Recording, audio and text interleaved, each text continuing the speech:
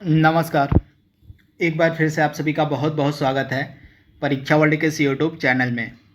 दोस्तों, आज से हम पीईटी 2022 के लिए भारतीय संविधान को पढ़ना स्टार्ट करेंगे।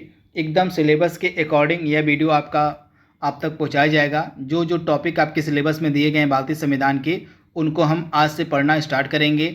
आज ये हमारा पहला वीडियो है। पहला आज का टॉपिक आपका रहेगा भारतीय संविधान की विशेषताएं। यह जो टॉपिक आपका है आपके पीईटी 2022 के सिलेबस में दिया गया है। तो इस टॉपिक से जुड़े जो भी इम्पॉर्टेंट फैक्ट और पॉइंट बन सकते हैं उनको हम यहाँ पे डिस्कस करेंगे एमसीक्यूज के फॉर्म में। तो चलिए वीडियो को स्टार्ट करते हैं। पहला प्रश्न आपके सामने है, विश्व का सबसे बड़ा लिखित एवं सर्वाधिक व्यापक संविधान किस देश का है?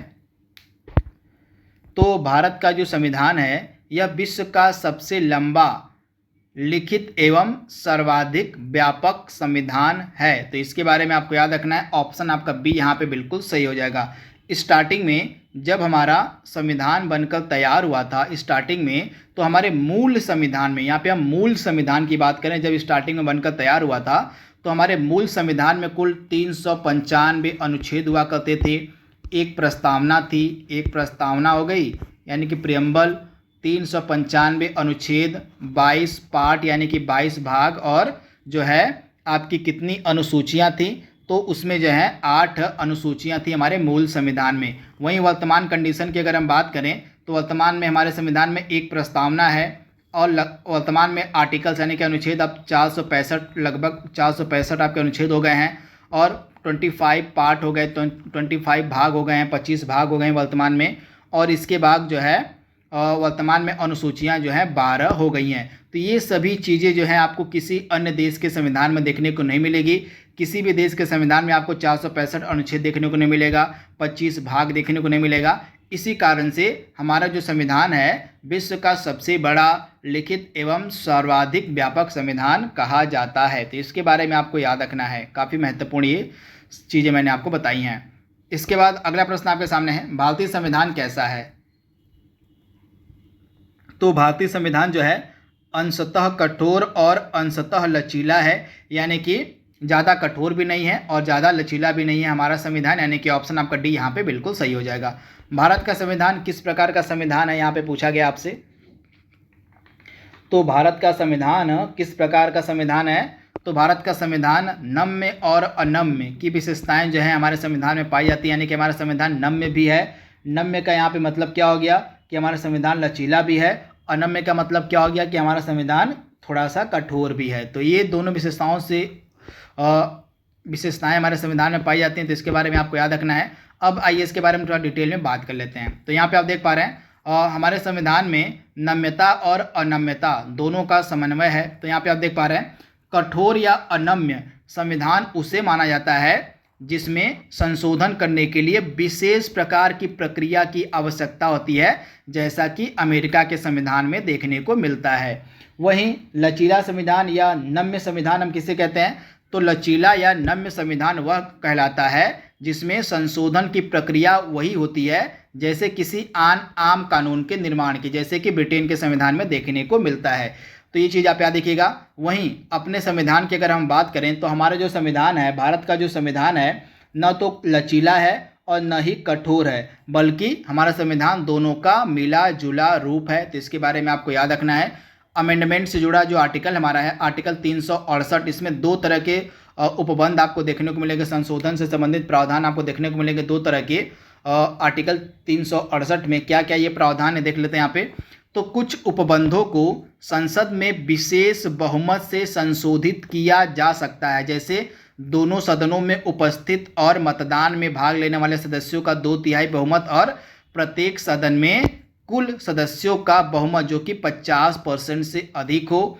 इसके बाद कुछ अन्य प्रावधान को संसद के विशेष बहुमत और कुछ राज्यों के आधे से अधिक राज्यों के अनुमोदन से ही संशोधित किया जा सकता है।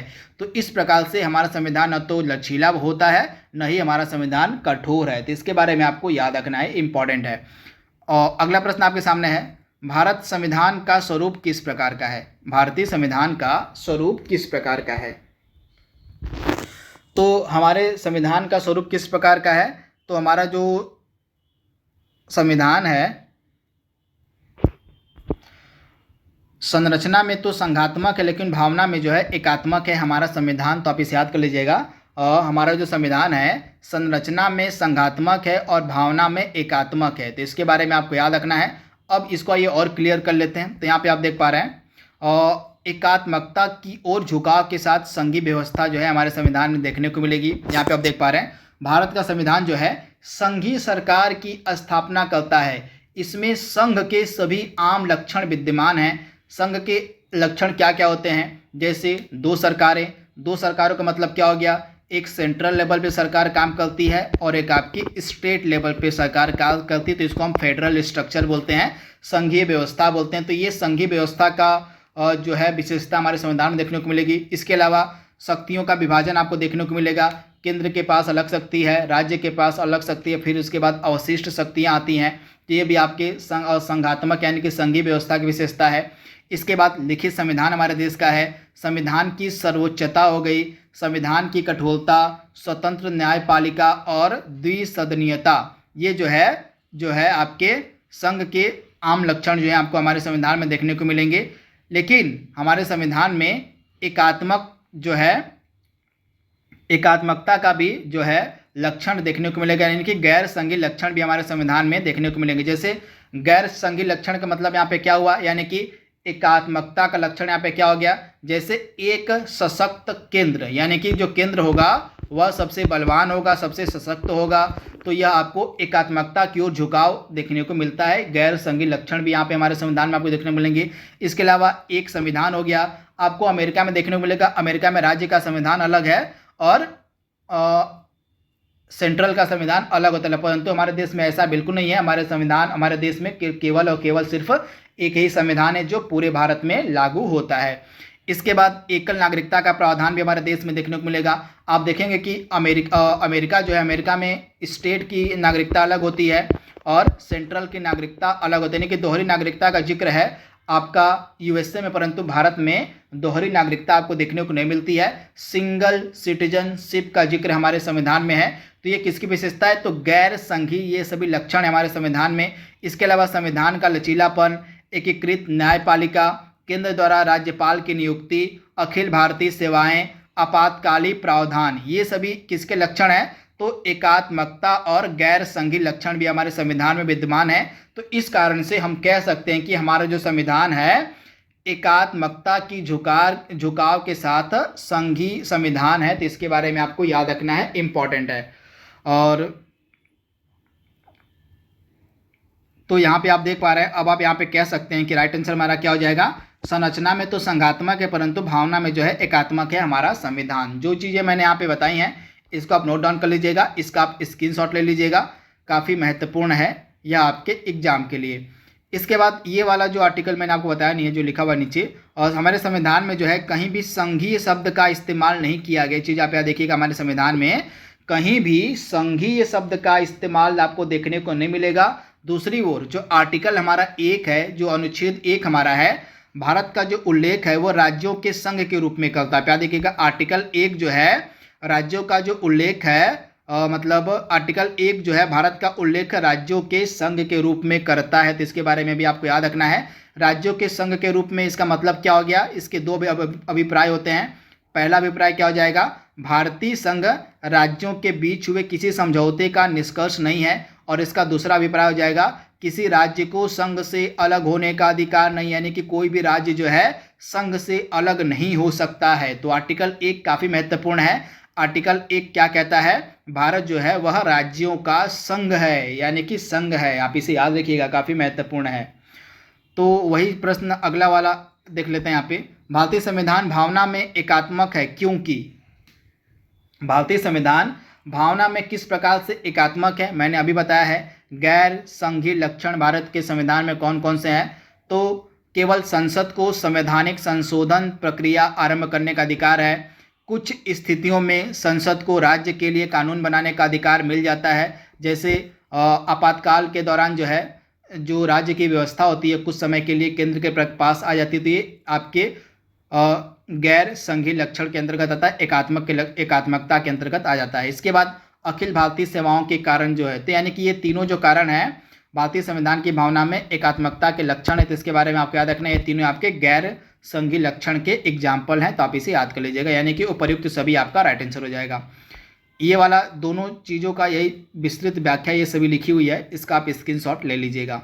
अगला प्रश्न आपके सामने है, भारतीय संविधान में भारत को क्या माना गया है? भारतीय संविधान में भारत को क्या माना गया है? तो राज्यों का एक यूनियन, राज्यों का एक संघ जो है भारत को माना गया है। तो जैसा कि मैंने आपको बताया, जो आर्टिकल 1 है, भारत का उल्लेख किस रूप में करता है? भारत जो है राज्यों का संघ है। तो आर्टिकल 1 में कहा गया है भारत जो है राज्यों का संघ है, यानी कि ऑप्शन आपका सी यहाँ पे बिल्कुल सही है। भारत एक धर्मनिरपेक्ष देश है, इसका तात्पर्य क्या होता है?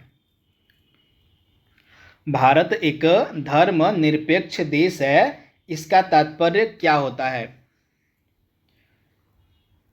तो इसका तात्पर्य ये है कि भारत जो है किसी विशेष को जो है भारत के धर्म के तौर पर मान्यता नहीं देता है, यानी कि सभी धर्मों को यहाँ पे समान अधिकार दिया गया है। तो ऑप्शन आपका जो यहाँ पे बी है बिल्कुल सही हो जाएगा, यानी कि भारत का राज्य स्तर पर कोई धर्म नहीं है, यानी कि ऑप्शन आपका बी यहाँ पे बिल्कुल सही है। सभी धर्मों को समान अधिकार दिया गया है। भारत जो है, भारत में धर्म के तौर पर जो है भारत किसी भी विशेष धर्म को मान्यता नहीं देता है। तो इसके बारे में आपको याद रखना है, धर्मनिरपेक्ष का मतलब क्या होता है? सभी धर्म एक समान है, सभी धर्म को जो है समान अधिकार प्राप्त है। तो इसके बारे में आपको याद रखना है कि राज्य स्तर पर कोई धर्म नहीं है, यानी कि ऑप्शन आपका बी यहाँ पे बिल्कुल सही हो जाएगा। अगला प्रश्न आपके सामने है, निम्नलिखित कथनों में कौन सही है आपको बताना है। निम्नलिखित कथनों में जो कथन दिए गए इसमें से कौन सही है? तो इसमें से कौन सही है? भारत एक संसदात्मक प्रजातंत्र है, तो आप इसे याद कर लीजिएगा, ऑप्शन आपका डी यहाँ पे बिल्कुल सही है। द्विसदनात्मक व्यवस्था हमारे देश में आपको देखने को मिलेगी, तो आप इसे याद कर लीजिएगा, द्विसदनात्मक, यानी कि लोकसभा राज्यसभा, इसी को हम बोलते हैं द्विसदनात्मक, यानी कि भारत एक संसदात्मक प्रजातंत्र है। संसदीय व्यवस्था को हमने किस देश के संविधान से लिया है, आप हमें कमेंट बॉक्स में जरूर बताइएगा। भारत के संविधान के संदर्भ में कौन सा कथन यहाँ पे सही दिया गया है? तो इसमें से कौन सा कथन संविधान के संदर्भ में जो है सही दिया गया है? तो यह दूसरे देश के संविधान से प्रभावित है, यानी कि ऑप्शन आपका जो बी वाला है बिल्कुल सही हो जाएगा। यह हमारा जो संविधान है दूसरे देश के संविधान से प्रभावित है, तो इसके बारे में आपको याद रखना है, काफ़ी महत्वपूर्ण है। यानी कि विभिन्न देशों के संविधान के स्रोतों को जो है हमारे संविधान में विहित किया गया है। जैसे कुछ प्रावधान हमने ब्रिटेन के संविधान से लिए हैं, कुछ प्रावधान हमने अमेरिका के संविधान से लिए हैं, कुछ प्रावधान हमने कनाडा के संविधान से लिए हैं, कुछ आयरलैंड के, कुछ दक्षिण अफ्रीका के, कुछ फ्रांस के, कुछ ऑस्ट्रेलिया के। तो इसी कारण से भारत को कहा जाता है कि भारत जो है दूसरे देशों के संविधान से प्रभावित है, यानी कि ऑप्शन आपका बी यहाँ पे बिल्कुल सही हो जाएगा। अगला प्रश्न है, भारतीय संविधान पर सबसे अधिक प्रभाव किसका पड़ा है? भारतीय संविधान पर जो है सबसे अधिक प्रभाव किसका पड़ा है? तो भारतीय संविधान पर सबसे अधिक प्रभाव जो है पड़ा है भारत सरकार अधिनियम 1935 का। इससे जुड़े बहुत सारे प्रावधान जो है डायरेक्टली हमने अपने संविधान में सम्मिलित किए हुए हैं, यानी कि हमारा जो 1935 वाला अधिनियम है, भारत सरकार अधिनियम, इसके बहुत सारे प्रावधान जो हैं डायरेक्टली लिए गए हैं। जैसे न्यायपालिका हो गया, कैग हो गया, ऑर्डिनेंस हो गया, लोक सेवा आयोग हो गया, आपात उपबंध हो गए, ये सभी जो हैं आपके डायरेक्टली कहाँ से लिए गए हैं? तो 1935 का जो अधिनियम है उससे ही लिए गए हैं। तो ऑप्शन आपका ए यहाँ पे बिल्कुल सही है। और संविधान के स्रोत जब हम पढ़ेंगे ना, तो उसमें हम ये सभी ज़्यादा डिटेल में बात करेंगे, सिर्फ यहाँ पे मोटा मोटी आप सुन लीजिए। और भारत में वयस्क मताधिकार की उम्र क्या है? वयस्क मताधिकार की उम्र यहाँ पे पूछी गई है, क्या है? तो वर्तमान में वयस्क मताधिकार की उम्र कितनी रखी गई है? तो आपकी 18 वर्ष है। 18 वर्ष होने पर आप वोट दे सकते हैं, यानी कि ऑप्शन आपका ए यहाँ पे बिल्कुल सही हो जाएगा। यह संशोधन किया गया था आपका 61वां संविधान संशोधन अधिनियम जो 1988 वाला था, और 61वां संविधान संशोधन अधिनियम 1988 वाला था, जो आपका एक वर्ष बाद प्रभावी होता है, यानी कि 1989 में यह प्रभाव में आता है। तो इसके अंतर्गत क्या किया गया था? पहले जो है वयस्क मताधिकार की उम्र जो 21 वर्ष थी, इस संविधान संशोधन के अंतर्गत इसको घटाकर 18 वर्ष कर दिया गया था। तो राइट आंसर आपका क्या हो जाएगा? वर्तमान में वयस्क मताधिकार की जो उम्र है वह 18 वर्ष रखी गई है। 61वें संविधान संशोधन अधिनियम के तहत जो है इसको 18 वर्ष किया गया था। भारतीय संविधान का यहाँ पे अभिभावक पूछा गया है, कौन है? भारतीय संविधान का अभिभावक किसे कहा जाता है? तो सुप्रीम कोर्ट को, यानी कि ऑप्शन आपका सी यहाँ पे बिल्कुल सही हो जाएगा। सुप्रीम कोर्ट को जो है भारतीय संविधान का अभिभावक कहा जाता है, यानी कि ऑप्शन आपका जो यहाँ पे सी वाला है बिल्कुल सही हो जाएगा, सर्वोच्च न्यायालय यानी कि सुप्रीम कोर्ट को। अगला प्रश्न आपके सामने है, भारतीय संविधान के बृहद होने का कारण क्या है? भारतीय संविधान इतना बड़ा, इतना लंबा लिखित, इतना व्यापक संविधान है, तो इसको इतना बड़ा होने का कारण क्या है? तो भारतीय संविधान के जो है इतना बृहद होने का कारण क्या है? तो इसका जो है इतना बृहद होने का कारण माना गया है क्या? तो इसमें संघ और राज्य दोनों सरकारों का संविधान। इसके आंसर में थोड़ा सा मुझे वो लग रहा है, तो इसको अभी तक यहाँ के लिए रोकते हैं और इसको यहाँ पे अभी तक के लिए निगलेक्ट करते हैं। इसके ऑप्शन में थोड़ा सा मिसप्रिंट मुझे लग रहा है, तो इसको यहाँ पे भी रोक देते हैं हम। और भारतीय राजनीतिक व्यवस्था में निम्न में से कौन सर्वोच्च है? भारतीय राजनीतिक व्यवस्था में इनमें से कौन सर्वोच्च है? तो हमारा संविधान जो है सबसे सर्वोच्च है, और यानी कि ऑप्शन आपका सी यहाँ पे बिल्कुल सही हो जाएगा। हमारा जो संविधान है वह सबसे सर्वोच्च है, इंपॉर्टेंट है। अगला प्रश्न है, वर्तमान में भारतीय संविधान में कितने आर्टिकल्स हैं? तो मैंने आपको बताया ना कि जब मूल संविधान हमारा बनकर तैयार हुआ था तो मूल संविधान में हमारे 395 आर्टिकल थे, परंतु वर्तमान में 465 लगभग आर्टिकल हैं। तो ऑप्शन आपका यहाँ पे जो सी वाला है बिल्कुल सही हो जाएगा। 400 से अधिक जो है वर्तमान में आर्टिकल्स हैं आपको देखने को मिलेंगे हमारे संविधान में, यानी कि ऑप्शन आपका सी यहाँ पे बिल्कुल सही हो जाएगा। भारत का संविधान मान्यता प्रदान करता है किसको? तो भारत का जो संविधान है मान्यता किसको प्रदान करता है? धार्मिक एवं भाषाई अल्पसंख्यकों को, यानी कि ऑप्शन आपका जो सी यहाँ पे है बिल्कुल सही हो जाएगा। भारत का संविधान धार्मिक एवं भाषाई अल्पसंख्यकों को मान्यता प्रदान करता है, यानी कि ऑप्शन आपका सी यहाँ पे बिल्कुल सही हो जाएगा। अगला प्रश्न है, भारतीय संविधान का आप किस प्रकार वर्णन करेंगे? ऑप्शंस के अनुसार आपसे पूछा जा रहा है कि भारतीय संविधान का आप किस प्रकार से वर्णन करेंगे। तो हमारा जो संविधान है विश्व का सबसे विस्तृत संविधान में से एक है, यानी कि हमारा संविधान ऑप्शन सी आपका बिल्कुल सही हो जाएगा। हमारा जो संविधान है विश्व का सबसे बड़ा संविधान है, तो इसके बारे में आप याद रखिएगा। निम्नलिखित में से कौन सा एक भारतीय संविधान का दर्शन नहीं है? इसमें से कौन सा एक भारतीय संविधान का दर्शन नहीं है आपको बताना है। तो इसमें से भारतीय संविधान का दर्शन कौन सा नहीं है? तो साम्यवादी राज्य जो है भारतीय संविधान का दर्शन नहीं है। बाकी तीनों विशेषताएं हमारे भारतीय संविधान की है। हमारा जो भारतीय संविधान है कल्याणकारी राज्य का जिक्र करता है, डीपीएसपी इसके लिए बनाया गया है। डीपीएसपी का कॉन्सेप्ट ही आपका कल्याणकारी राज्य पर आधारित है। इसके अलावा समाजवादी राज्य की भी विशेषता भी हमारे संविधान में है, और इसके बाद राजनीतिक समानता की बात भी हमारे संविधान में करी गई है। तो ये तीनों चीज़ें आपको मिलेंगी हमारे भारतीय संविधान में। ऑप्शन डी आपका बिल्कुल गलत था। इसके बाद अगला प्रश्न है, लिखित संविधान की अवधारणा ने सर्वप्रथम कहाँ जन्म लिया था? लिखित संविधान की अवधारणा ने सर्वप्रथम कहाँ जन्म लिया था? तो आप याद रखिएगा, लिखित संविधान की अवधारणा ने जो है सर्वप्रथम जन्म लिया था कहाँ पर? तो फ्रांस में, यानी कि ऑप्शन आपका जो ए वाला है बिल्कुल सही हो जाएगा। अध्यक्षात्मक शासन का उदय सर्वप्रथम किस देश में हुआ? तो अध्यक्षात्मक शासन का जो उदय है सर्वप्रथम किस देश में हुआ था?